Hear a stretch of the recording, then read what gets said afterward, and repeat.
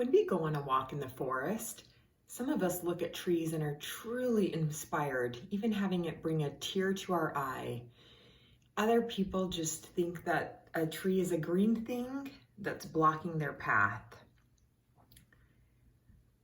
But trees in our forests are much more valuable than what we apply their importance to. As we zoom closer in and look at each individual tree in a forest, we realize that they are an important part of our foundation.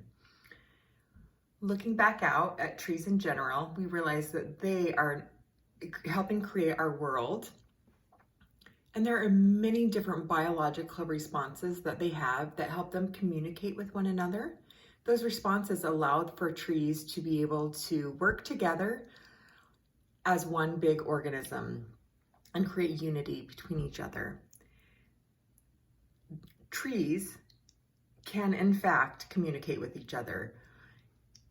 It's very interesting for us to think about, since they cannot speak, but there are several ways that they actually communicate, one of which is smell. Scientists noticed that they were able to smell by studying the African grasslands and savanna. Those grasslands, as they researched them, there's a common tree found called the umbrella thorn acacia.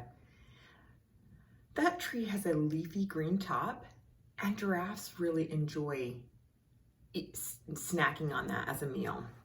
The trees didn't want that to happen, so they immediately sent out a poisonous toxin to their leaves in order to prevent the giraffe from continuing to eat from them. They also emit a stinky gas that would help the nearby trees be warned, so that the giraffe was forced to move farther along to find a tree that hadn't been warned for its feeding. So scientists were noticing that they were ignoring trees nearby, and that behavior seemed astonishing. As the scientists researched this, they realized that as soon as a giraffe begins to eat from a tree, the tree itself sends out a gas called ethylene that it immediately sends to nearby trees that there's a threat nearby, and tells those trees that they need to immediately start making their toxin to protect themselves.